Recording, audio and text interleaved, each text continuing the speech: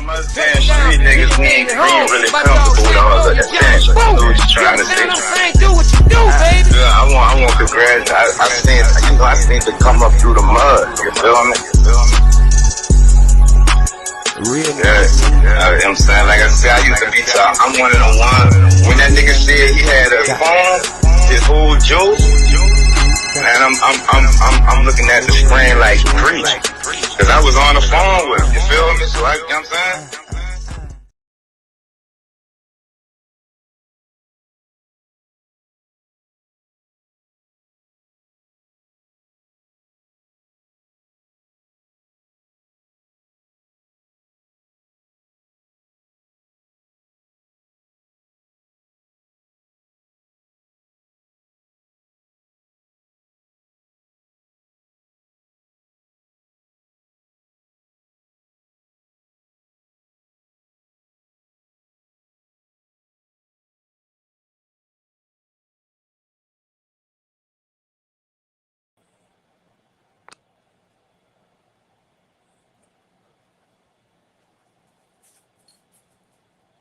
1 second, Andy. 1 second, pardon. 1 second, my guy. 1 second, Andy. You just give me 1 motherfucking second.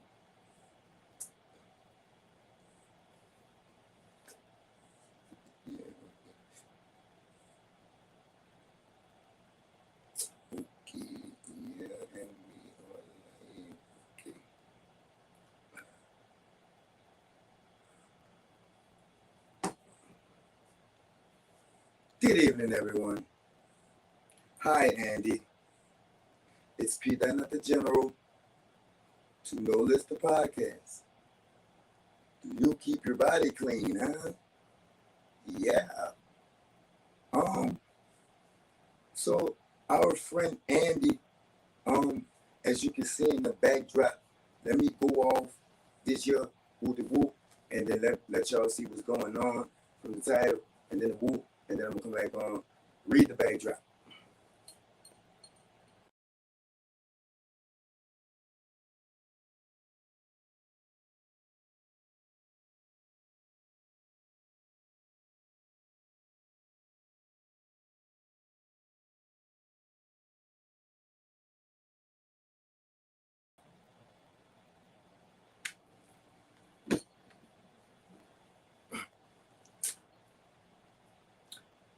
Okay, so Andy, a couple of things. Clearly, you're a police officer. You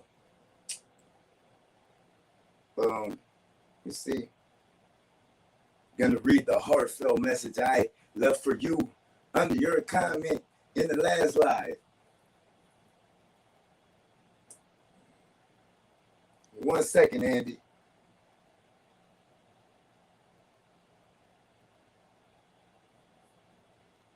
Just locate this live and yeah.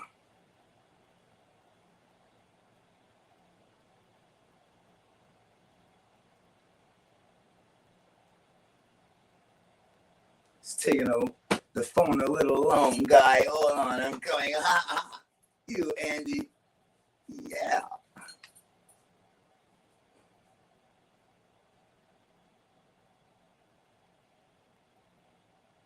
Just gonna read the yeah. You, my guy.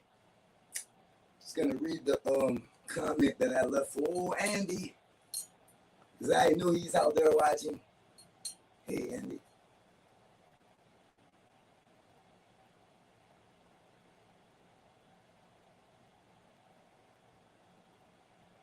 I hope everybody in the ghetto is having a very two-dollar night so far. Yeah. Phone's taking a little long, guys. I apologize. That's on me. Yeah.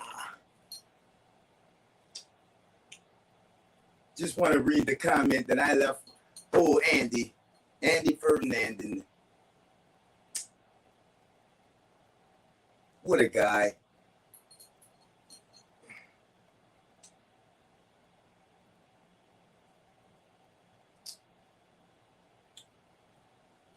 All right, Andy. Yeah.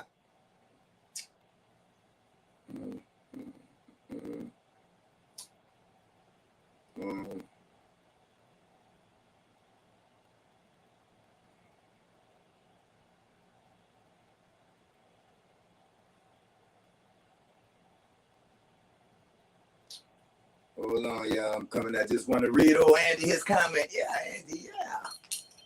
It's my guy, Andy. It's my new best friend.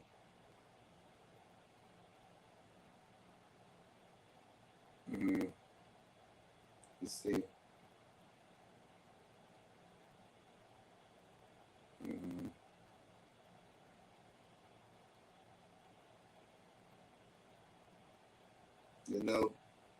You know what, Andy?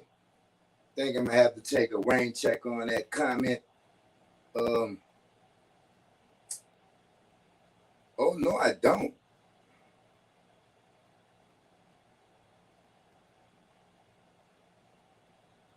Let me yeah, Andy, yeah. You know what I'm talking about? Andy. I ain't one of them, man. Okay. Hold up. Yeah, Andy, yeah. Read you this comment, pal.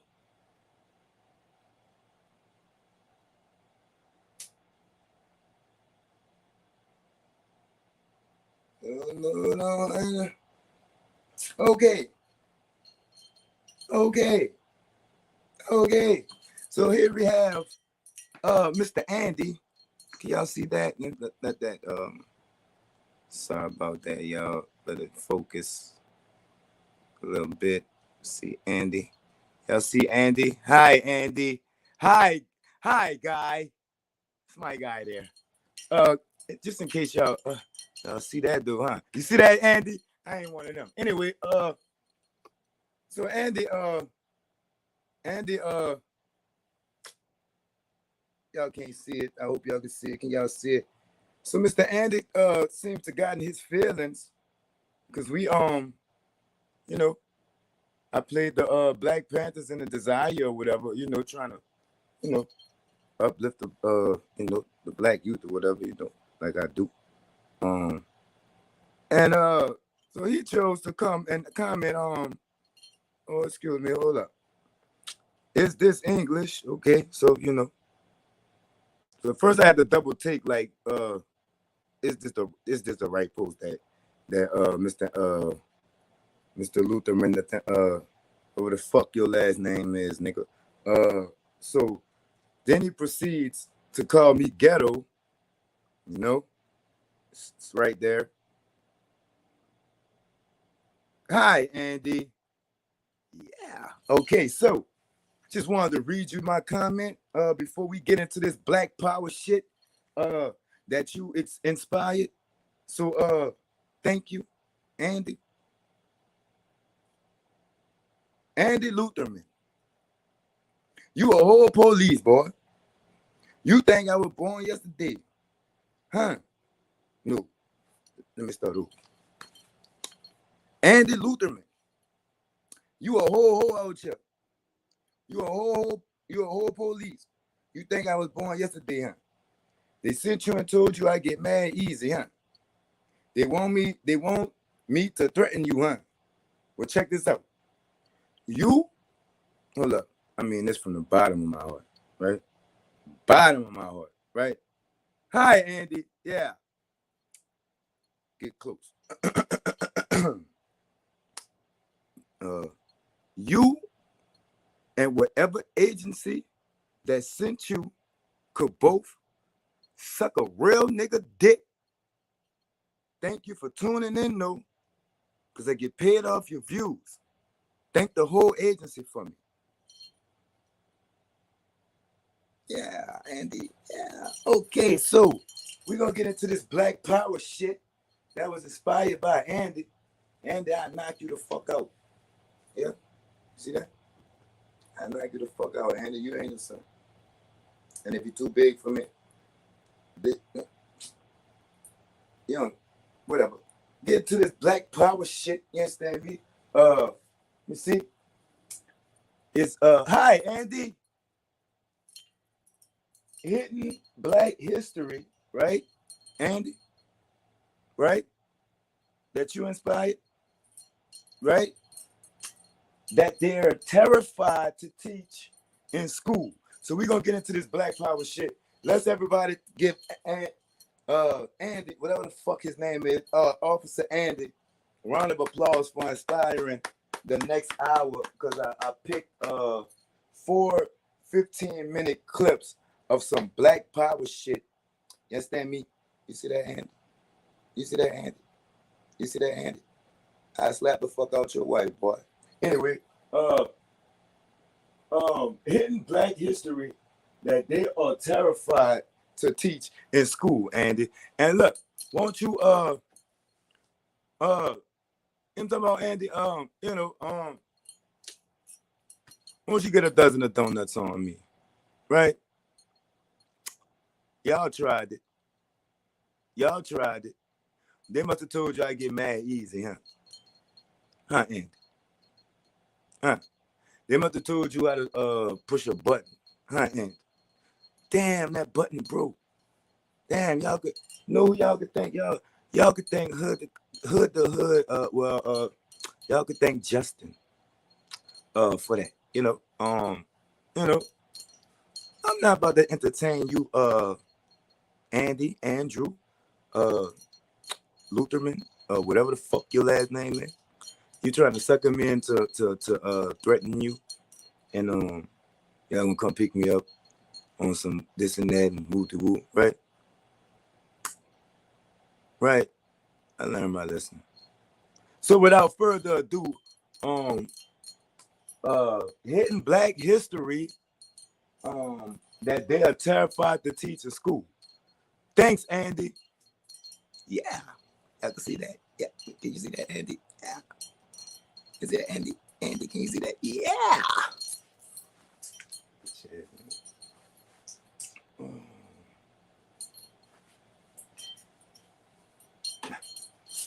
Let's get into this Black Power shit. They'd possibly talk about Black history and notable events without mentioning the Black Panther Party at any point. Without mentioning the Black Panther Party at any point, Andy. Perspectives and lives of Black people all over the United States of America. Black people all over the United States, Andy. African Americans is the 1960 civil rights legislation that was passed. 19 with the civil rights, Andy. Well, it's only slightly different now.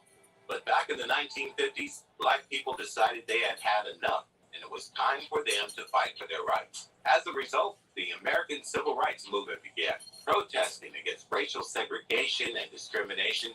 The enslaved Black Americans got a chance. Protesting, Andy. Basic civil rights Yep. in the 14th and 15th Amendments to the 14th and 15th Amendments, Andy. happened in the 1960s. Yep.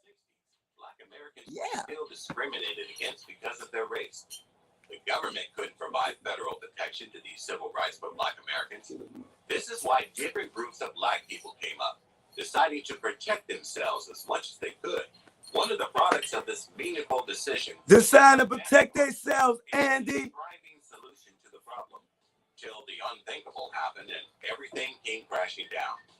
So what exactly happened to the Black Panthers? Let's find out. Oh, go ahead, man.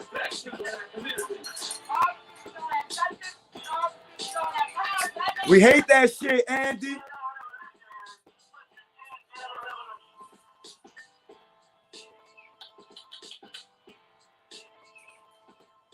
The racial segregation in California started in Oakland. Just like in Greenwood District, many people were attracted by Oakland's Andy, economy after the Second World War. you have a projector in your house, Andy? And also white people kept moving to the region. Andy? With time, more Black people were now living in Oakland compared to white people. This would have been a great experience for Black people then. However, there was a major problem. The city's police force. White people majorly dominated this police force. With a combination of a dominantly white police force. White people, Andy. Southern whites. All the Black Americans had was more experiences of segregation and discrimination coupled with This continued until a couple of young people said it wasn't enough. This final resistance was provoked by a tragic incident. An unarmed Black American teenager, Matthew Johnson, was murdered by a San Francisco policeman. It was bad enough that the murderer wasn't arrested. Then the situation escalated as 12,000 National Guard troops were sent to residents who had no form of defense, only because they were angry that a cop had not been arrested. Ooh, here they come. All right, give it to me. Okay, I want a quarter pounder with cheese and no onions. 6 piece McNuggets, extra pickles. Can I get medium fries? Oh, an Oreo with first. Make that too. Okay, when everyone wants something special, who wouldn't get mad? A teenager was killed for absolutely no reason. It was absolutely no reason, Andy. Two Oakland residents, Bobby Seale and Huey Newton, to create the Black Panther for Self-Defense Party. This self-defense party was created to serve the major aim of promoting equal employment, housing, and justice for all, while protecting Black communities all over from police brutality. Justice for all, Andy. Black Panther Self-Defense Party were greatly influenced by some of the philosophies of Malcolm X regarding Black pride. Malcolm X, Andy. The party was solely inspired by Malcolm X's belief in using armed self-defense to escape white oppression. The Black Panther Party wasn't only created white oppression, Andy. It was glaring that there were certain capitalist and superior Black people who also participated in oppressing Black people with less social and economic statuses. This was happening very frequently, and the Black Panther Party decided they had enough. They decided they had enough, Andy. The Black Panther Self-Defense Party provided armed citizen patrols, monitoring police activities in Black communities all over Oakland and other cities in the United States as they expanded over the years. As they continued to patrol, they began to gain more popularity and attention from different people. Creating political and social activities in the Black community, more Black people started to join the cause, increasing the reach of the beneficial party. As the reach increased, Black Panthers got support from cities and urban regions that had large minority communities. Some included Philadelphia, Los Angeles, New York, and Chicago. With all this, 2 years after its establishment, 1968, the Black Panther Self-Defense Party had around 2,000 members supporting its cause around the United States of America. We was beating the shit out y'all, Andy. The Black Panther Self-Defense Party, or as it was more regarded, the Black Panther Party, had its running laws and principles that kept it going. As they drew on Marxist ideologies for running the party, there was a special outline for the political objectives and philosophical views of the company. This outline was called the 10-Point Program in the party. The 10-Point Program had an outline of all the goals of the Black Panther Party and what they wanted for Black Americans all over the country. These 10 points are: freedom and power to determine the destiny of the community. Full employment for Black people. Destiny of the community, Andy. Capitalists of the Black community. Decent housing for Black Americans. Proper education, teaching the true history. Black men being exempted from military service. An immediate end to police brutality and murder. Freedom for all Black men held in prisons. Black people on trial should be judged by people from Black communities. Access to clothing, bread, land. People from Black communities, Andy. And justice. Looking at all these points, the Black Panther Party wasn't really asking for too much, were they? The Black Panther Party didn't just make this list of things they wanted for the Black community without acting. They carried out different plausible actions. The Black Panther Party continued their patrols. Different plausible actions, Andy. Which allows them to carry out firearms in public. However, the racist legislators in the state decided to carry out a racist bill which aimed to make racist legislators like Andy. The main aim of this was just to destroy the new power balance that Black people now had access to. The Black Panther Party decided to protest, to stand up for their gun rights. These armed Black Panthers started a peaceful protest in the state capitol for a news conference. However, they didn't stop the governor, Ronald Reagan, from signing the bill into law, although it was made to disarm the Black Panthers. However, this didn't stop the Black Panthers from doing their best for Black communities all over. Didn't stop the Black Panthers from doing their best for Black communities all over, Andy. Programs, which they called survival programs. One of these was the free breakfast program, which was a huge success. The Black Panther Party fed 20,000 children every day. They also had a free food programs for families and elderly people in the community. The Black Panther Party also sponsored black children's schooling, legal aid. The Black Panther Party fed 20,000 children a day, Andy. And local transportation and clothing distribution all over black communities. These actions were significant as they serve as a huge support for low-income black communities. Low-income black communities, Andy. More popularity and support from people all over. By 1969, 3 years after its establishment, Black Panther Party had 49 local chapters with a total of 5,000 members. 5,000 members, Andy. Black Panther Party had reached its peak till it wasn't there anymore. Black Panthers are the single greatest threat to our national security, more than the Chinese, even more than the Russians. Our counterintelligence program must prevent the rise of a black messiah from among their midst. Despite the fact that the Black Panther Party had many amazing achievements that helped develop the black communities that they were targeting, certain members of the government and the general community saw them as a threat, a game even. Like Andy. The downfall of the Black Panther Party started when the members of the party started making headlines for arrests and fights. There were many incidents of shootouts and violent confrontations. One of them includes an incident that happened to the party's leader, Huey Newton.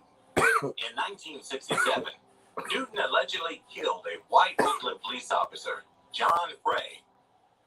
Some grocery prices are 20% higher than last year. Lose weight and spend smarter with Nutrisystem. You'll get meals delivered free to your door. Go to Nutrisystem.com and save 50% in a violent encounter. So, in 1968, Huey Newton was taken to trial and was convicted of voluntary manslaughter. He was sentenced to 2 to 15 years in prison. Newton ended up being a political prisoner. A lot of the people in the black community basically saw that as Newton being a victim of a biased trial and court system. This conviction was what began the downfall of the Black Panther Party. The supporters of Newton went onto the streets to start protesting the verdict.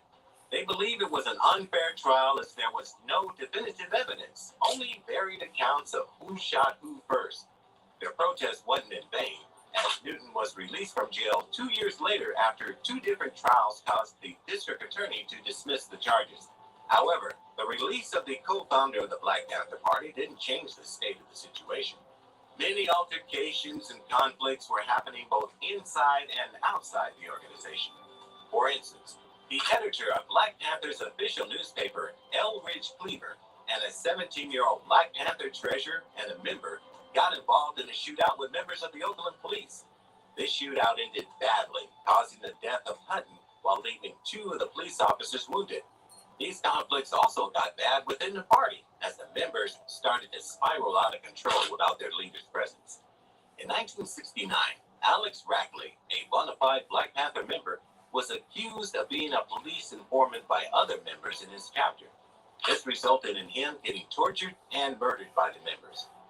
Another example of this eternal conflict is the death of one of the Black Panther's bookkeepers, Betty Ann Patton. She was found beaten and murdered in 1974, long after Newton got out of prison.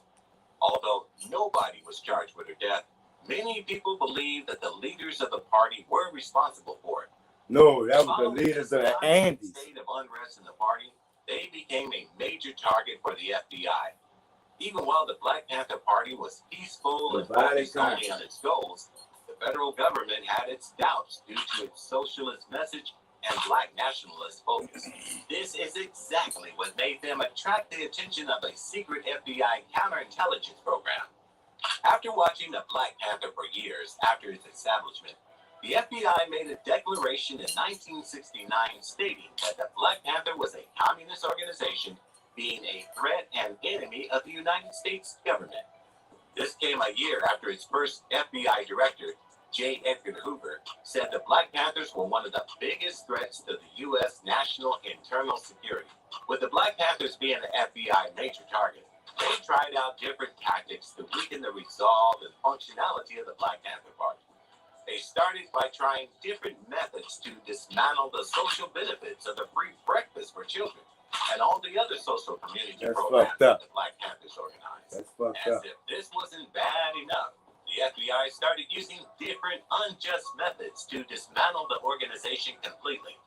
They started by using existing rival parties and feasting on the existing rivalries that were going on between different black nationalist groups. After trying this, they went on to humiliate and charge the members of the party falsely.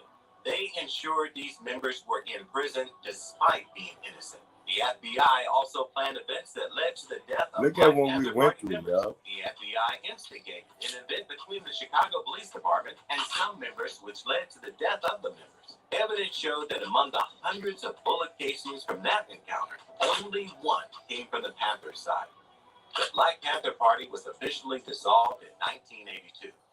Black people have encountered so many incidents over the years with unjust treatment from the government of the United States of America. However, the incident of the FBI going to any length to dismantle the Black Panther Party, even going as far as being involved in the murders of some of its members, was a really horrible event and will never be forgotten. We got through it. Hold on, y'all. My nigga Andy, you heard me?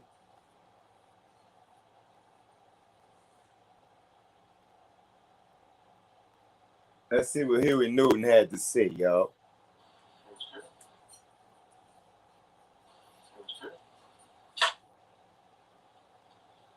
Okay. Your family moved from Louisiana to California, like many folks. They moved from the South to the Oakland area. What did your family hope when they moved to Oakland? What did they hope for you? My family moved from Louisiana to Oakland, primarily seeking a better life. My father was a farmer in Louisiana and a preacher, and he moved out to the Bay Area in order to work in the shipping yards. It was a naval supply, it was called at the time, and that was the reason most blacks moved out for work, better pay, and a better life. Hopefully. Political aspirations that they had. It was getting the fuck out of Louisiana way back when. Yes, my father was impressed with Huey P. Long, even though at the time in the South that blacks couldn't vote. That Huey P. Long was created the first black hospital and medical school. And even though Huey P. Long gave a pitch to the white racists that they needed a black medical school and hospital because he didn't want white women seeing black men nude and so forth. My father thought Huey P. Long was using tricks in order to improve the situation for blacks at the time. Are there specific events or relationships that have helped advance your political grounding? Things that you remember that sort of helped you inform your political thought? Well, my family were always interested in politics, especially my father. As when we moved to Oakland, we were connected to the. Matter of fact, my father was the assistant pastor to Antioch Baptist Church. Reverend Thomas was the pastor, and this was out on 7th Street.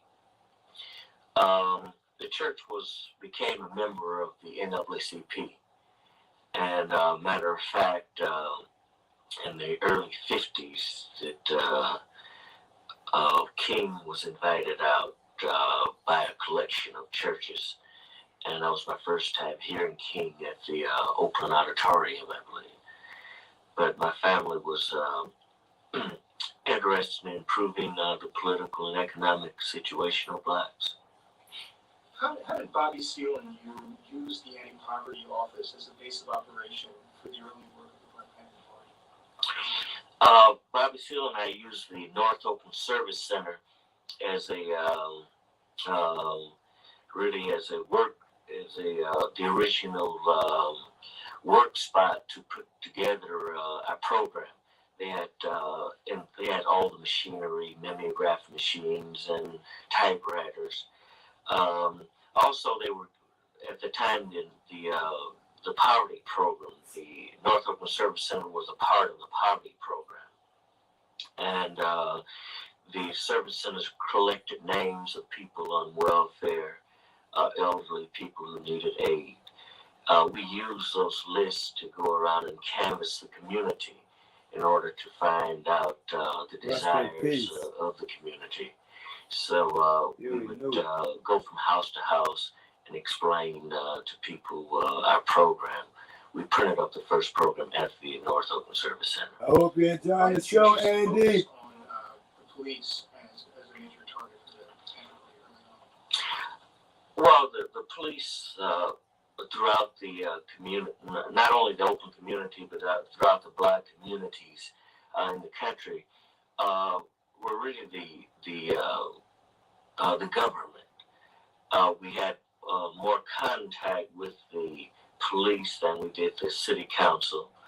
The police were universally disliked. In Oakland, there was about in '66, there was about October '66 when the party was founded. There was about 1% black on the police department. Shortly before that, I think in '53, Oakland had its first black policeman who was a friend of my father's. His name was Kenner. My father broke friendship with Kenner because of his membership in the Oakland Police.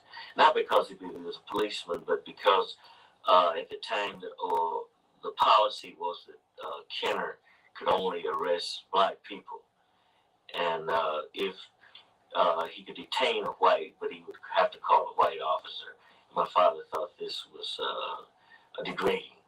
There was no change from what was happening in the South. For real. Could you talk about the pattern of police brutality in Oakland as you understood it at that time, and how people articulated it to you? Well, the police were Southerners. Matter of fact, in '60, they were still recruiting from Georgia because we captured some flyers, and they said the white suffragists knew how to handle these Negroes. So the police were impolite, and they were very fast to kill black for minor offenses such as black youth stealing automobiles. They would shoot them in the back and so forth. I can't recall any particular names, but it was widespread dislike for the police because of their inhumane treatment of blacks. What was the intention of putting forward the 10-point program? And you might summarize that. The 10-point program. Well, the 10-point program tried to identify the basic needs and aspirations of black people. Within the 10-point program, we came up with basically we needed education, we needed decent housing, we wanted fair treatments in the court, we wanted medical care, we wanted the availability for food and clothing for blacks, and full employment. So the program was a comprehensive program to really lay down a blueprint for community development. Okay. And could you talk about, was there any relationship with the Nation of Islam? And could you talk about your experiences with the Nation of Islam and how that affected the 10-point program's shape? Well, early on, I was in the early 60s, about 1960, 61, I had started Oakland City College. At Oakland City College, I was a member, instrumental in creating the Afro-American Association. The Afro-American Association was led by Donald Wharton. And the program was a cultural program to institute ethnic studies, African studies and Afro-American studies. From the Afro-American Association, we created from the Afro-American Association, it's stemmed the Soul Student Advisory Council. That was the action group inside of the school. after we created the study classes, I felt that there was need to do other things to affect the wider community. And I became in contact. I came in contact with the Black Muslims. I was very impressed with Malcolm X and Malcolm X program, or the Honorable Elijah Muhammad that Malcolm X followed. Program was it was like a 10-point program. Matter of fact, that our program was structured after the pattern after the Black Muslim program. It was minus the religion, and I think that I became disillusioned with the Muslims after Malcolm X was assassinated. I think that I was following not Elijah Muhammad or the Muslims, but Malcolm X himself. Okay, you were talking before about community control within the Black community and also integration into larger institutions. Could you talk about how you believe in that philosophy and how you sort of PANTHERS have implemented it? Well, a short time after I was impressed by the Muslims and disillusioned after the assassination of Malcolm X, I was studying politics, and I became interested in progressive labor and social workers' party. At that time, it was during the period of African liberation. Most of the African countries were liberated during the 60s from colonialism. And that we felt that there was a need for not a separate nation, but control of our dispersed communities. And we wanted control of the communities where we were most numerous and the institutions therein. And at the same time that we felt that we were due, because of tax paying, we were due free access to and equal treatment in public facilities. And we thought everyone should have that kind of participation in public facilities. Got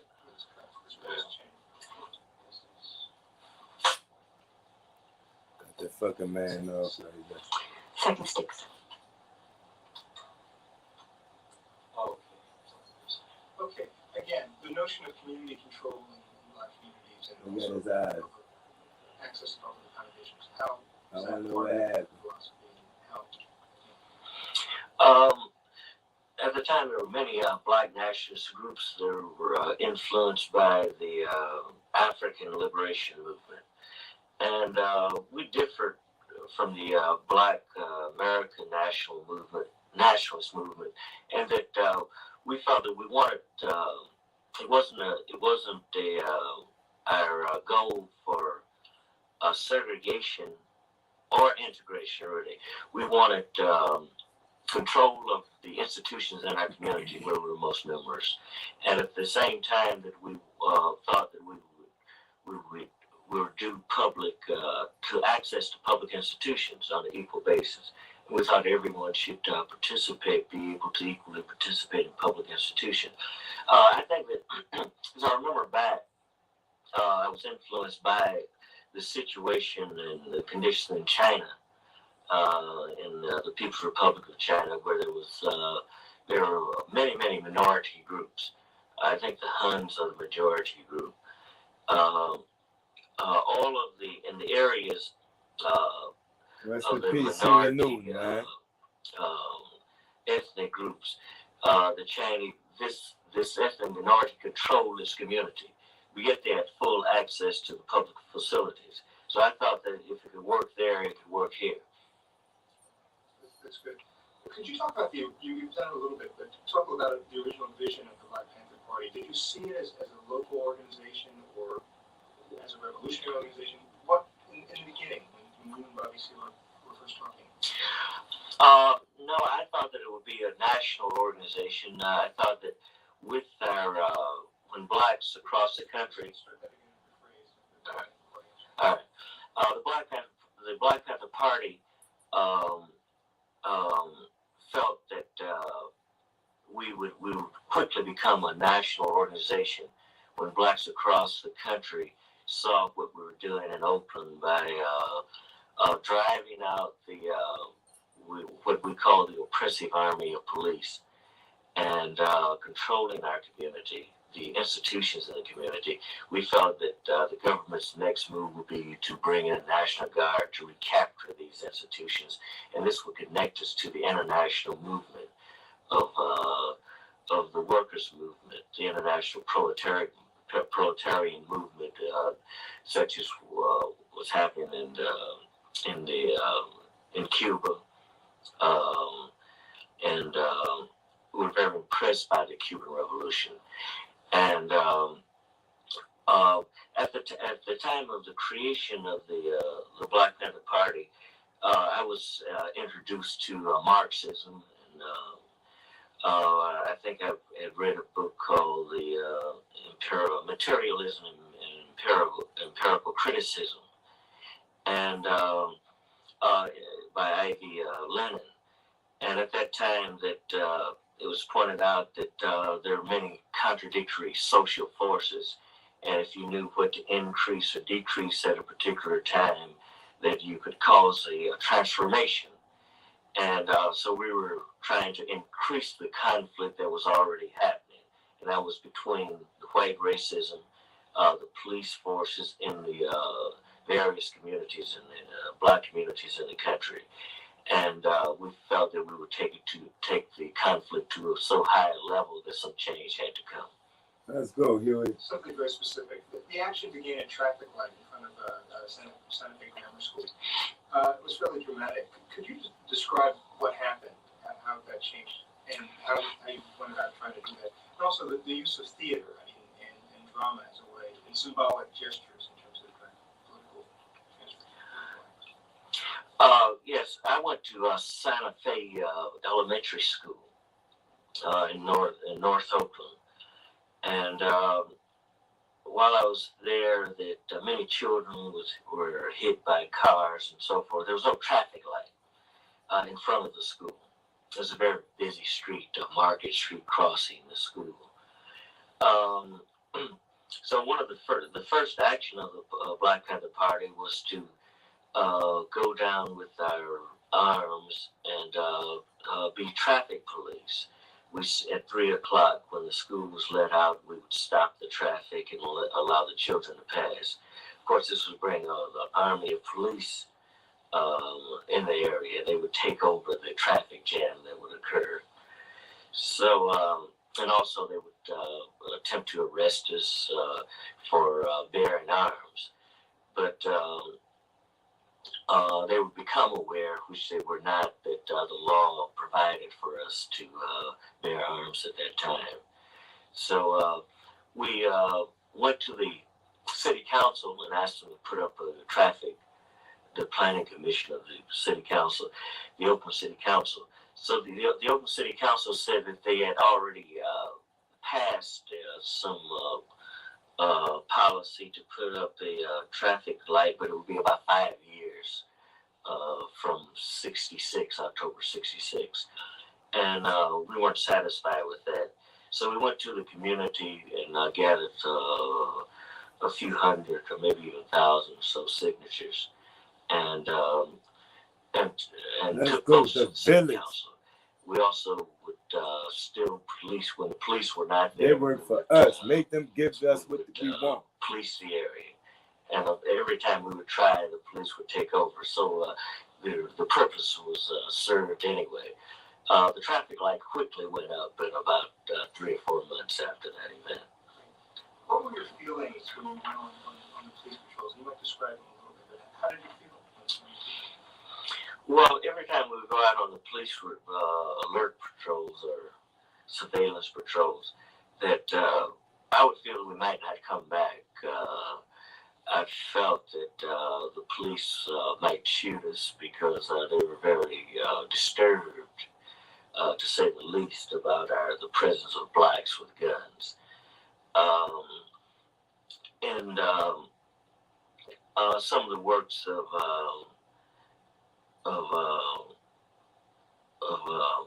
Fidel Castro when he was in the Sierra Maestra As a matter of fact, before he left Mexico, that he asked that everyone give their name of their first of kin or someone to be notified in case of their death. And when people had to do that in his guerrilla organization, everything became very serious. And so we would, before we went on our first patrol, and anyone who would join us after, we would always ask who should be notified in case of their death. And this would make it very serious. Shout out Huey Newton, man. Snoop, man. The Panthers often quoted the law. Could you talk about the importance of law, U.S. law to the Panthers? Was it tactical or was there a philosophical agreement? And what were some of the books that you read? Right. Some of the texts that you read? Well, while I was at Oakland City College, I took a law enforcement course, and it was criminal evidence by Alcorn and Fricky, and criminal law. And this was the textbooks used by the local law enforcement agencies. And that in criminal evidence, there was a section inside of the book on reasonable cause to search and reasonable cause to stop. And we would follow the police around, and when the police would arrest or detain someone, we would read their rights to them. We would stand at a distance where the police couldn't say they were interfering with their arrest or their detention of the individual, and make sure that there was no brutality. Of course, this turned the wrath of the police on towards the party. And if they arrested anyone, we would, in some cases, we would go down to bail them out, thereby getting a new recruit in our organization. Denzel Dowell was shot down in North Richmond in April of 1967, supposedly under some sort of fugitive or intent to commit a crime law or act or whatever.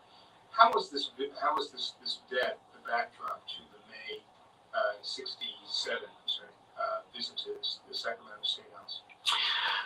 There was a law, California law, and I think it still exists. If there's reasonable cause to believe that a felony is being committed, and if the defendant flees, it's the right of the police to detain him to capture him with any means necessary. And that's including shooting the person. Denzel Dowell was accused of tampering with the lock in the back of a store, and he was shot in the back with a shotgun in Richmond. And there was some question whether he was walking through the alley or whether he was actually trying to break into the store. We protested his murder, and we went to the DA's office and the sheriff's department. The sheriff told us if we didn't like the law of detaining or capturing a felon or suspected.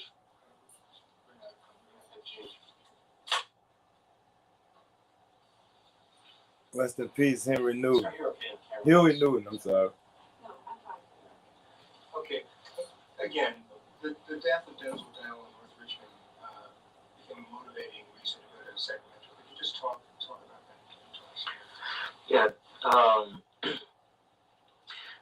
Denzel Dowell was killed there in Richmond by the police and for allegedly tampering with the lock in the back of a store. And that we talked to the district attorney about his being shot in the back, and we talked to the sheriff, and they both claimed that it was justifiable shooting because if anyone is suspected of a felony and he tries to flee, then he could be detained or captured, apprehended anyway by any means necessary, including murdering the person. And if the sheriff's told us if we wanted those laws changed, we could go to Sacramento to change the law. And that was, we said we would go to Sacramento and talk to the legislature. Okay. Why were the draft riots in October of '67, why were they significant in terms of a changing approach of the white left? And what are some of your personal memories of the draft riots? I went to the Oakland Induction Center, where there was a march going on, and against the recruiting of soldiers for Vietnam, and the police moved in and started to beat the demonstrators. And I heard some of the white progressives say that we need guns. And of course, we had concluded that before we weren't armed at this particular meeting. Matter of fact, I think it was only Bobby and I who went down. This was shortly after the party was created. At this particular and Louis almost had it on. Matter of fact, after that event, that we had a closer relationship with the white progressives in the area. At that time, we called them white radicals. What happened that night in October of 1967, the night you were shot, Officer Fry was killed, and you were arrested? Could you just talk us through that?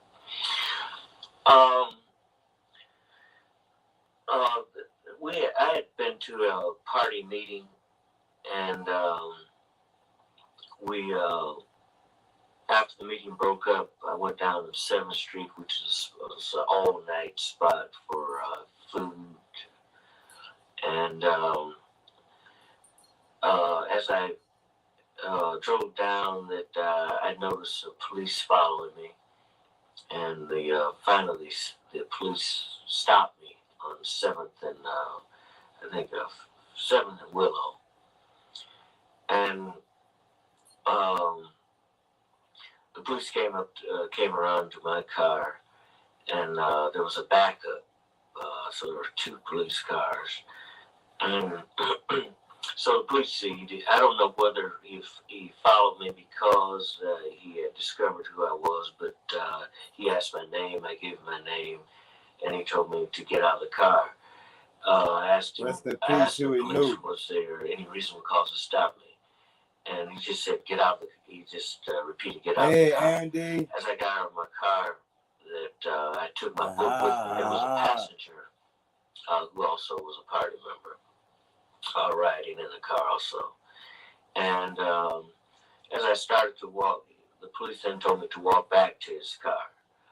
And as I walked back to the car, I turned around and started to read the reasonable cause to stop law from my law book, Alcorn and Frickley. And the police then told me that, well, he had every right to stop me and to go to the car. And I continued to read, and he pulled his revolver and shot me. I was wounded in the stomach. And there was a lot of gunfire. When I was shot, I became unconscious. There was many people on the street at the time. One police officer was killed. It was finally concluded that, by my attorneys anyway, that he was killed by a shot from his back by the second police officer.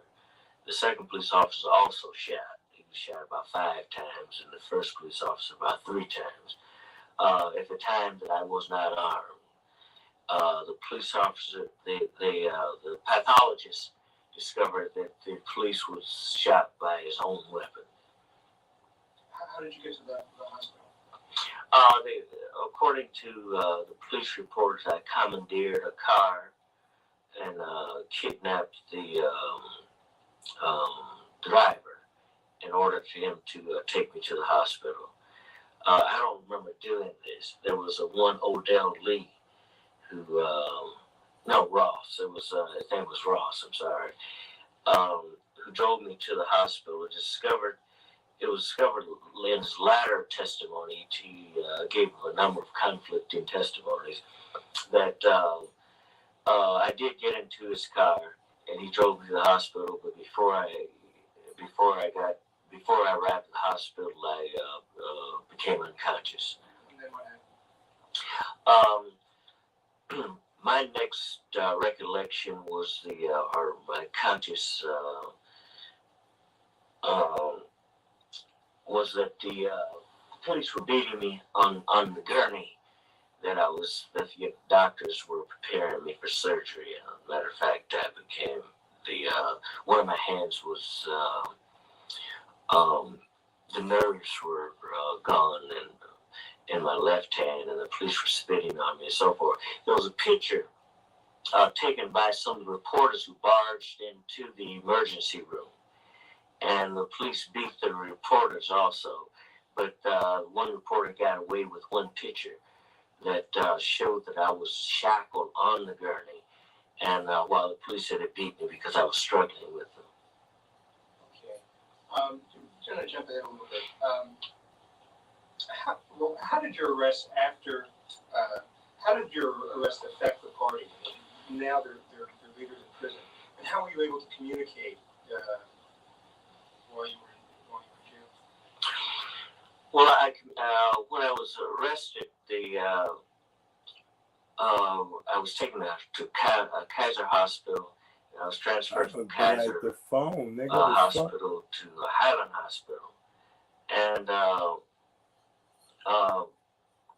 as soon as this was October, it was near Christmas time, I became conscious with a local disc jockey dedicating a song to me. And Beverly Axelrod came to the attorney, was at that time was Eldridge Cleaver's girlfriend, came to the hospital and discussed with me a support group and a fundraising group in order to defend me. I communicated with the party through the attorneys. Before I went to, before I was held for murder in the first degree, I was shipped not to the county jail, but to San Quentin prison, and I was put on death row there. And at the time, they said this is necessary because at the time the county hospital did not have a detention center. So they, as they put me on death row, a group of police were on either side, 3 in the front, 3 in the back, and I was on the gurney, and they were chanting "Dead man, dead man." Later, I found out that this was the usual procedure of any condemned man who was coming off of death row to see his attorney and so forth. Of course, I wasn't condemned yet. So, but again, in terms of the leadership, how you talked about the tapes? Oh yeah, I would communicate by making tapes, and the attorneys would send the tapes to the party, to the Black Panther Party, and the Black Panther Party would then send tapes back to them. I'm interested in the language. He already talked too fucking much. Would you talk about that use of language of the Panthers and where it came from, particularly the term pig, and what was the intention? What was the political intention of calling these pigs? The Black Panther Party felt that we needed to we needed imagery to change the consciousness of the people, and the police were disliked and so forth, so by the community. So we, I don't know who, it might have been Beverly Axelrod or Eldridge, I don't think it was Bobby, suggested that that we.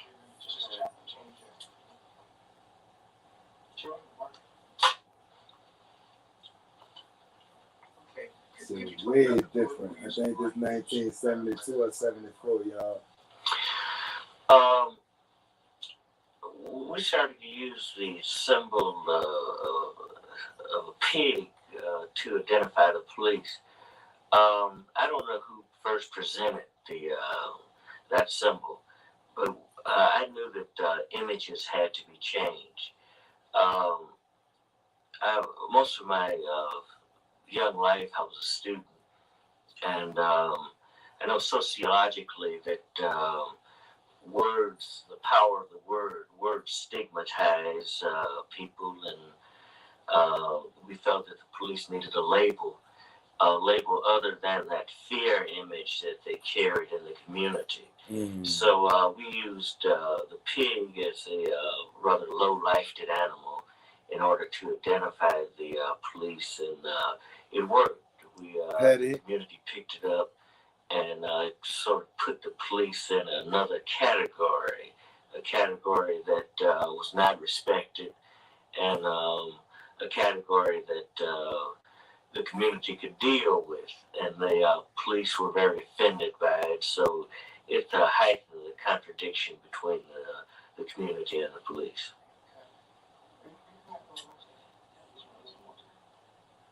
Yeah. Okay, and let's continue with this talk about language and the decision not to use certain words. During the free speech movement led by Mario Savio, it later grew into, it was corrupted into a dirty word movement. Matter of fact, in my autobiography, Revolutionary Suicide, I made a great mistake of criticizing Savio for this, but really had nothing to do with it. Eldridge Cleaver was impressed with the dirty word movement, and this influenced Bobby Seale. I was always against the use of dirty words because it didn't recruit anyone while it alienated other people. Many of the churches across the country allowed us to use their facilities for the Breakfast for Children program. Matter of fact, at the time, we were feeding about 75,000 children a day. And they eventually put us out of, they wouldn't let us use their facilities because of the profanity. I think that led into the contradiction that, and the division of the party, matter of fact.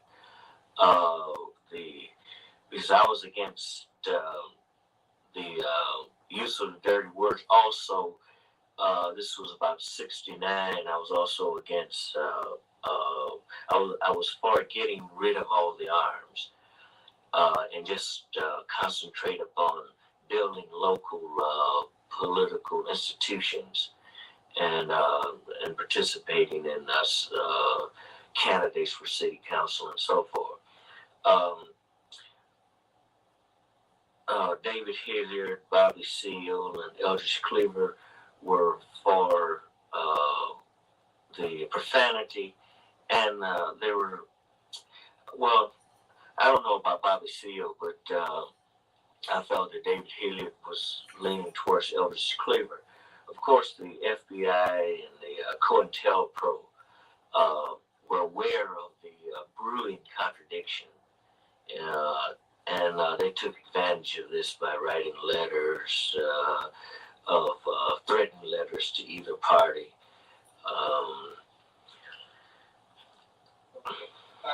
How did the media become part of the Panthers strategy?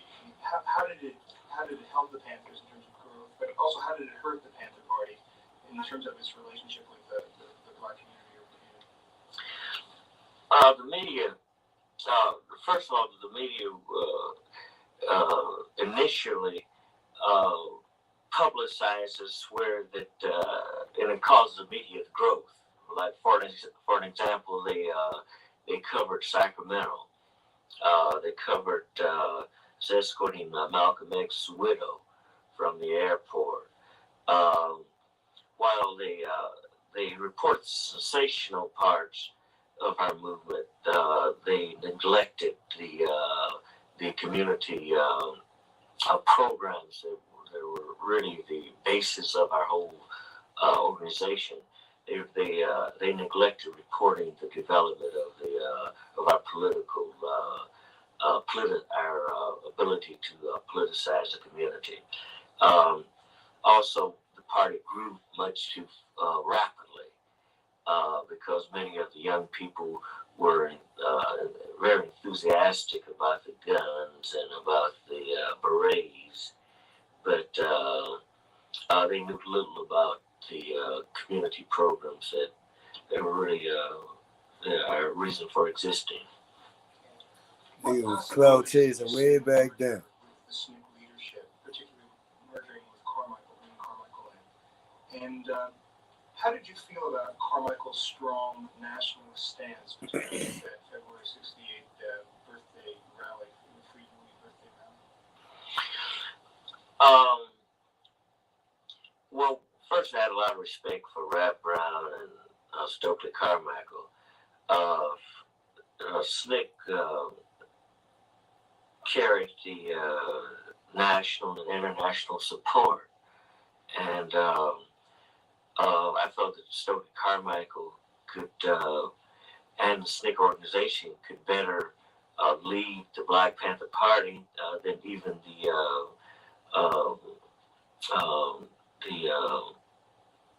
executives in the party. Also, I thought it would be a good example set of Black unity and not attempting to compete for the center stage. At the time of the birthday party, SNCC was in a great transition period, and we felt that we could sway Carmichael's political stance with our popularity and our popularity throughout the community. So we weren't too afraid of his posture on separation. We thought that we could, the community would ameliorate this particular kind of rhetoric that he was giving. Well, SNCC never really, they made a gesture to merge with us, but they were very paranoid. They thought that we had a trick up our sleeves.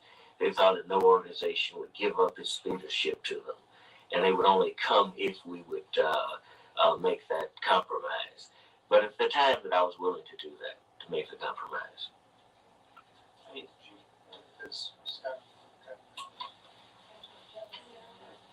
Well, that shit came a long way interviewing the motherfuckers, huh?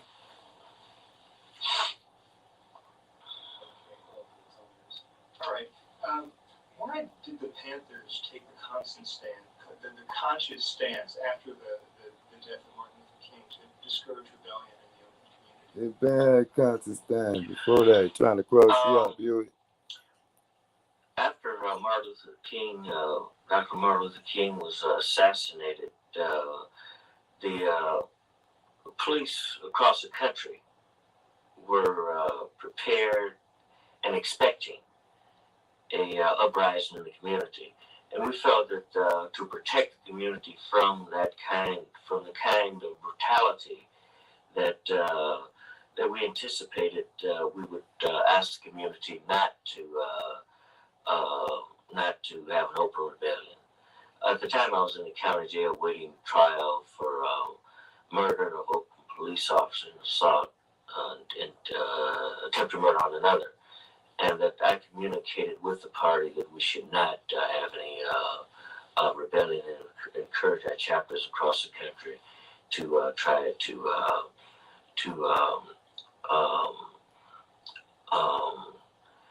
contain the community from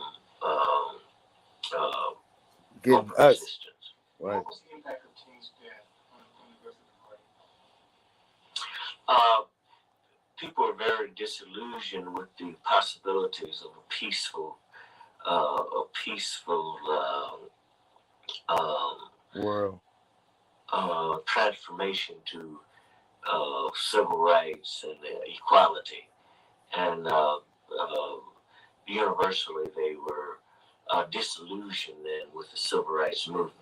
So by the thousands, they were joining up with our organizations, and organizations very much like ours, like the Republic of New Africa and our Revolutionary Action Movement, and many other black organizations.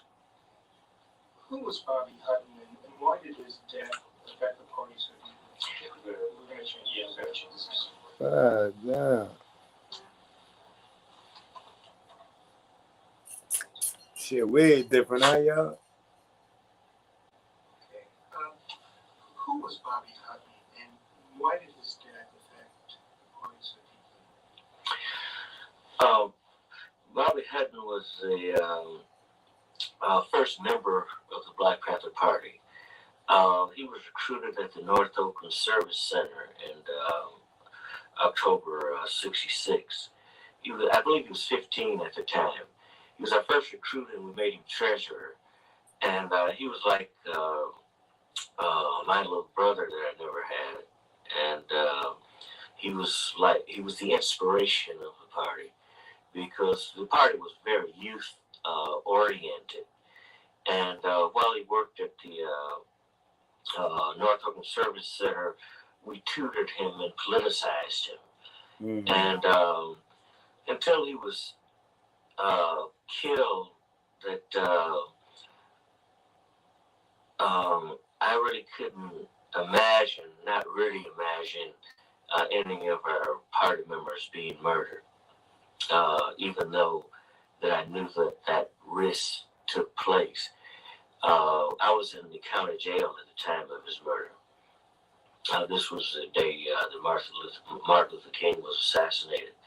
And after he was killed, and it was like I felt that anyone in the party, I felt the party vulnerable.